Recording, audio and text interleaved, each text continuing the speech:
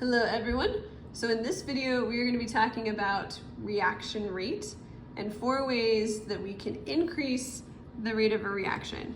So basically how fast product is being produced. So we're going to talk about those 4 methods and then explain how they increase the rate based on collision theory. So we need to keep in mind that for a reaction to happen, the particles have to collide with enough energy and be properly oriented. So the more collisions, the more energy, the more reactions you're going to have, and the faster the rate will be. So the first way we can increase the rate of a reaction is to increase the concentration of reactants.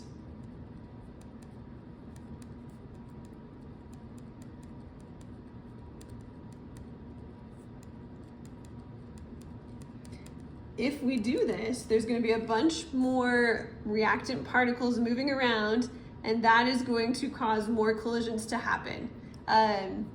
Just think about if you're in a room that's not very crowded, you're not going to be very likely to run into people, bump into people. But if we stick like 200 people in a normal sized classroom, we've increased the concentration and there are going to be a lot more collisions in that room. So with molecules, it's the same. If we add a lot more molecules, there's going to be more opportunities for collisions.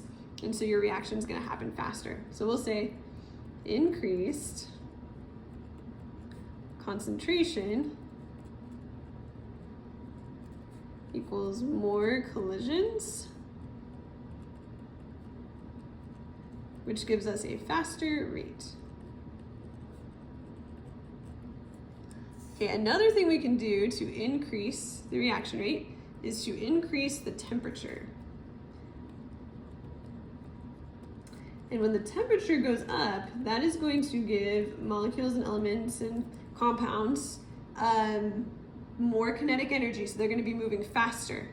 So that is going to cause more collisions to happen because the molecules are moving faster, and those collisions are going to have more energy because they are moving with more kinetic energy. So it does 2 things. It's going to cause more collisions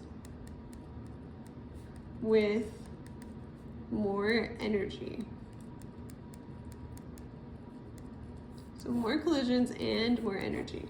Whereas increasing the concentration just increases the collisions. If we increase the surface area, that is another way to speed up the rate.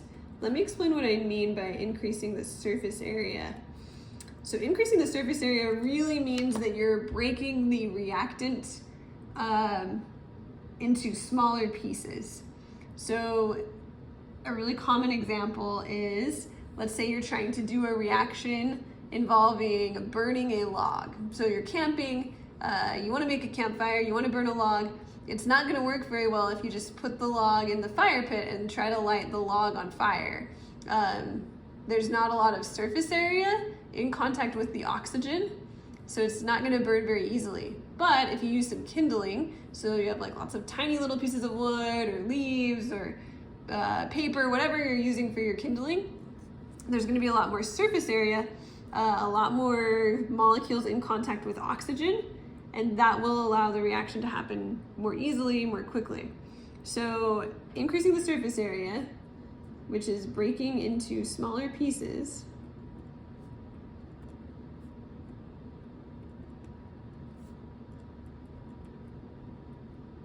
is going to cause there to be more collisions because more of the reactants are going to be able to be in contact with each other. Okay, the last way to increase reaction rate is to add a catalyst. And a catalyst is a chemical that speeds up the reaction, but it doesn't actually participate in the reaction. So we should write down that definition. There's not a ton of space here, but let's just write down a catalyst is a chemical that speeds up a reaction but does not participate.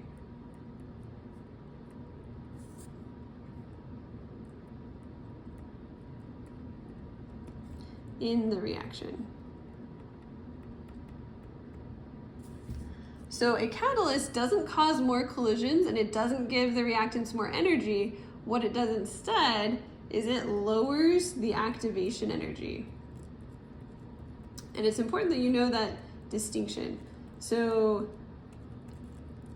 I'll show you a graph that will help us understand this. So this amount of energy that you need to get the reaction to happen, the catalyst will actually take that and make it lower. So now the hill's only like right here, and that makes it so more reactant molecules are gonna already have the energy they need to react, so the reaction is gonna happen faster. So now we can answer this question. It says, in the graph to the left, which curve represents the reaction conducted with a catalyst? Would it be the top dashed line or the bottom solid line? And the answer would be the bottom line, the bottom solid line represents the reaction with a catalyst, and that's because it has a lower activation energy.